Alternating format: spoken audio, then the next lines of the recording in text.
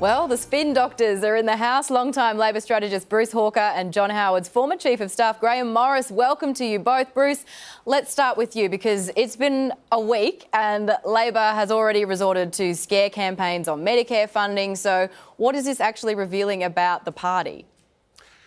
Well, that was a problem that was created by the Liberal Party themselves, not by Labor, when they decided to choose Anne Ruston as the next Liberal health minister, should they win the election. She's on the record as saying that that Medicare is unsustainable in its current form. There were plenty of other people that they could have chosen, but they went for her, and I think that was a big mistake. But it seems right now that, at least with Labor, given the opening week, there's been a switch in tactic and it's now gone to quite a negative reach and really criticising the government rather than Labor talking about Labor. Did you think that we'd see that so quickly? Well, I think they had to have a circuit breaker. And now the government itself has presented these opportunities for Labor to come in. But I do think that Labor had to get on to the reasons why the public has been unhappy with Scott Morrison and his prime ministership pretty quickly, because that really was why Labor was scoring pretty high points in the polls. Grahame, just before we move on from the Medicare stuff, do you think that the coalition, or the Morrison government specifically, made a mistake by appointing Anne Ruston and inviting that sort of Medicare attack? Far from it. I think she'd be fantastic. But look, scare campaigns have to have an element of truth in them. The Medicare campaign, scare campaign, and the thing about pensioners being on the welfare card is just pure crap. Yeah, I think the negativity of the campaign and the effectiveness of that seems very well established. And it seems very well established from the Morrison government as well today. What's really interesting about it is we're back to promises that there won't be carbon and mining taxes, and we're back to stopping the boats, and Labor will start the boats up. I sort of had to check my calendar to make sure it wasn't 2010. What is going? Like, what's happening here? Is the Morrison government just desperate to avoid talking about anything it's done?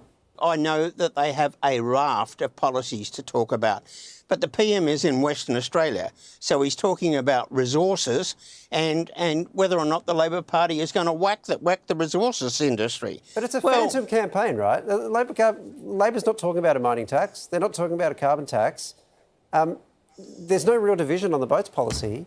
Like, they're sort of running against the idea or the spectre of Labor. There's not really anything there that's in play, is there? Why not? Why not? You know, if the Labor Party wants to come up and say they're not going to touch the resources industry, that's fantastic. But I'll tell you what about the Labor Party campaign is that we have never seen a start as bad, ever. What they ought to do is try and prop him up with Tanya Plibersek. At least then she has the ability to jump off the screen into the lounge room, and definitely not Christine Keneally. They tried that last time and she was a big flop. Bruce, your response? Well, I think it is good to have women on the Labor side making a lot of points about the Morrison government, and that goes to their attitude towards women. But some of the issues that the government's confronting are completely of its own making.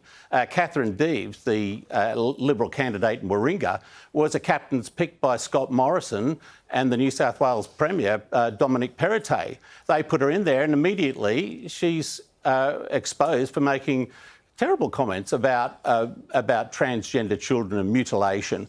She hasn't just united the Labor Party around that issue, she's united half the Liberal Party. No wonder we have this problem, or the Liberals have this problem with these so-called teal candidates. Grahame, do you think that Catherine Deves should be disendorsed? Definitely not. Some of the things she said were beyond the pale, and she's apologised. But if you come back to what she's really on about, it is saving women's sport. And that is really important. We have feeder clubs for Aussie Rules clubs in Sydney where you've got big, muscly, fast, strong women who used to be blokes up against 16-year-old girls. Is that fair? And just imagine what the Russians or the Chinese will do if that little chink opens up. Are you really running this argument on the basis of a comment that a candidate in Warringah is making? That if she doesn't run this, The Chinese and the Gee. Russians are coming for us, and they're going to take our medals. I mean, this seems a little overwrought, doesn't it, Grahame? Look at what they're doing now when there are different rules. You know, we have seen what they will do. Do we really want to open up that little niche where we've got people against our swimming team, our women's swimming team, people against, you know, our Matildas at a time when we're all getting keen on women's sport? Congratulations, It's just Grahame. wrong. You have successfully made this a national security story, and I didn't think that was possible, but you've carried it off very, very impressively. I don't know about you, mate, but I know a lot of trans women, and none of them are into sport. I just think it's a storm in a teacup. But also, this gaffe of Albanese's has not been let go of. Both of you have brought it up. Do you guys have a way of actually measuring whether voters care at all about that? Well, I think the news pollers had something to say about that. I mean, Albanese has suffered a hit in his personal popularity, but the position of the two parties has remained exactly the same. What it has done is really make Albanese focus and concentrate a lot more on his policies, the minutiae of his policies and so forth. So, yeah, I think in the next week or so we're going to see more of a levelling out. The government, when it started the campaign, had to pick up about 1% every 10 days. With one poll, this week they did it, with the other poll they didn't. But over the next 3 or 4 weeks, they actually have to pick up another 1% every 10 days. That is doable, but it's hard. Just a reminder, it is the second week of the official federal election campaign. Grahame, Bruce, thank you so much for your time. Pleasure.